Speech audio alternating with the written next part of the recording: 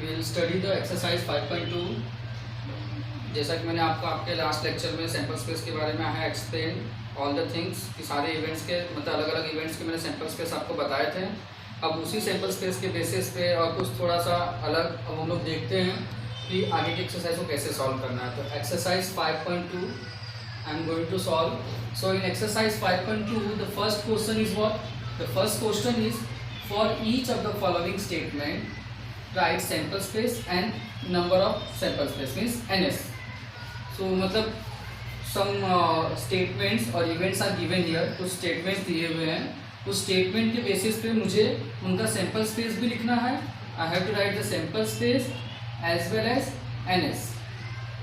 तो देखते हैं कैसे करना है। So first question is what means first statement is what if one coin and one die are thrown simultaneously. जैसा कल मैंने आपको बताया था कि ऐसा मैंने सैम्पल स्पेस का बताया हुआ था, फिर से मैं लिखता हूँ इसका sample space means S if one coin and one die are thrown simultaneously. अगर दोनों को एक साथ फेंका गया तो कॉइन और डाई को, तो क्या होगा? तो अगर दोनों को एक साथ फेंकेंगे तो जैसा बताया था मैंने कि H1 आ सकता है, कॉइन पे हेड आ सकता है, तो डाई पे 1 आ सकता है, कॉइन पे हेड हो सकता है, डाई पे 2 हो सकता है, हेड 3 भी हो सकता है, हेड 4 भी हो सकता है, head 5, head 6। Likewise T1, T2, T3, T4, T5, T6। So here H and T stands for head and tail that belongs to coin, and 1 2 3 4 5 that's these are the number that belongs to die। मतलब कि ये coin के लिए हो गया है, तो 1 2 3 ये सब जो है वो किसके लिए हो गया? डाई के लिए। ये मेरा टोटल सैम्पल स्पेस हो गया। और नंबर ऑफ सैम्पल स्पेस मतलब ns क्या होगा इसका? तो जैसा आप सब जानते हो 1 2 3 4 5 6 and 6 टोटल 12। अगेन मैंने इस टाइप का भी सैम्पल स्पेस अपने लास्ट लेक्चर में आपको एक्सप्लेन किया था, जिसमें मैंने 0 1 2 3 4 लिया था। लेकिन अब यहाँ पे देखो कैसा दिया हुआ है इस क्वेश्चन में। ये स्टेटमेंट क्या है मेरा? 2 digits number are form. 2 digit number मुझे बनाना है यूजिंग डिजिट्स। कौन कौन से डिजिट यूज करके बनाना है मुझे? 2 3 और 5 इसका ही यूज़ करना है, इसके अलावा दूसरा नहीं। और one more thing is to be remember while making the sample space is what without repetition of digit, that जो भी मैं digit लूँगा we cannot repeat that digit again means 2 2 3 3 5 5 ऐसा मैं नहीं ले सकता। तो इसको रिपीट नहीं करना है और 2 3 5 का यूज़ करके मुझे नंबर बनाना है। तो चलो सैम्पल स्पेस सबसे पहले लिखता हूँ। सैम्पल स्पेस क्या होगा इसका? मैं ले सकता हूँ 2 3 2 5 3 2 3 5 5 2 and 5 3। So how many numbers are there? 1 2 3 4 5 6। So total number of sample space is what? 6। Now see, come to the next statement in question number 2। In question number 1 there were 2 statements in 2। See the statement, the arrow is rotated and it stops randomly on the disc। ये disc है, there is a disc, यहाँ पे एक disc है। इस disc में अलग अलग कलर लगा है, red orange yellow blue green purple. तो how many colours are there? 1 2 3 4 5 6। और मैं यहाँ पे एक एरो है उसको मैं रोटेट कर रहा हूँ। Find out on which colour it may stop. तो कौन से कलर पे ये स्टॉप होगा? तो ये तो रैंडम बेसिस पे है, तो किसी पे भी स्टॉप हो सकता है। It can be stop at yellow, it can be stop at blue green purple orange red at anywhere. So the sample space will be for all the 6 number. Sample space will be what? I'll write all the 6 number means arrow can be stopped at any one of these number। So here red purple green blue, yellow,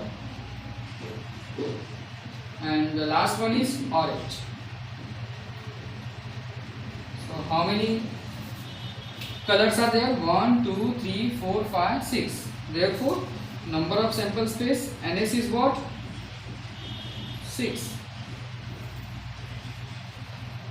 Now move to the next statement. The statement is what? In the month of March 2019, find the days on which the date is a multiple of 5. मुझे वो date मतलब वो days find करने हैं जो जिनके date जो है मल्टीपल ऑफ 5 में है।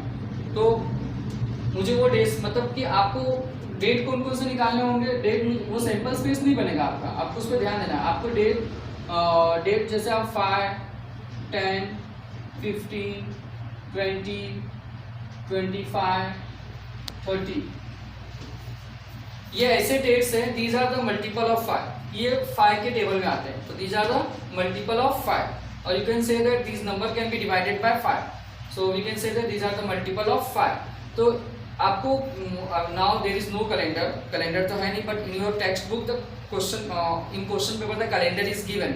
सो you see the text book, so you come to know see कि 5 के सामने कौन सा डे है, 10 के सामने कौन सा डे है, 15 के सामने, 20 के सामने।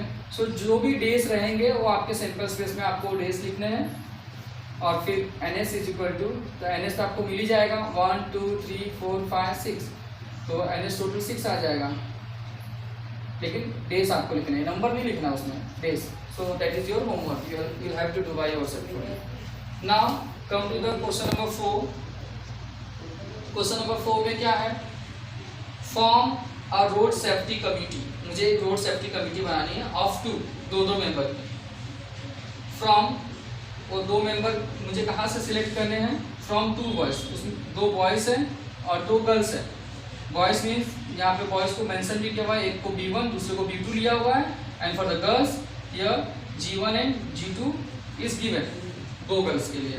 तो हम लोगों को B1 B2 और G1 G2 में से 2 का कमिटी बनाना है। वो जरूरी नहीं है कि बॉयज होगा कि गर्ल्स होगा, कुछ भी हो सकता है। एक बॉयज एक गर्ल्स भी हो सकता है, दोनों गर्ल्स की कमिटी भी हो सकती है, दोनों बॉयज की कमिटी भी हो सकती है। तो मुझे टोटल सैंपल स्पेस बनाना है, तो उसके लिए मैं क्या करूँगा? सबसे पहले ये एक्टिविटीज दिया हुआ है आपको, वो एक्टिविटी हम लोग कंप्लीट करते हैं। कमिटी ऑफ 2 बॉयज, ऐसी कमिटी बनाओ जिसमें दोनों बॉयज हो। तो B1 B2 दोनों बॉयज के लिए।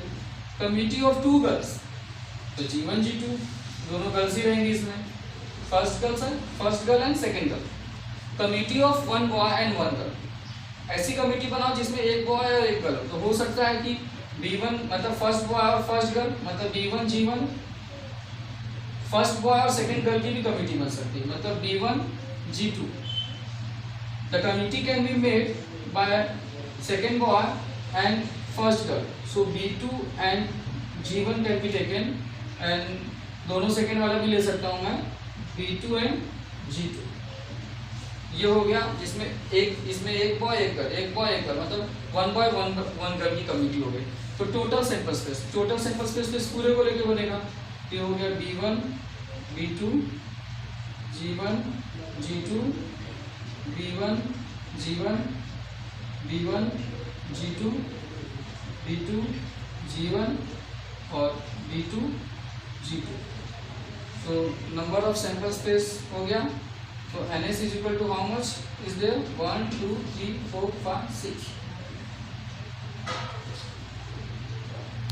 आई होप कि आप सबको समझ में आया होगा। And the question number 3 is homework for you all. ठीक है, थैंक यू। अब इसके बाद मैं आपको नेक्स्ट एक्सरसाइज एक्सप्लेन करूंगा।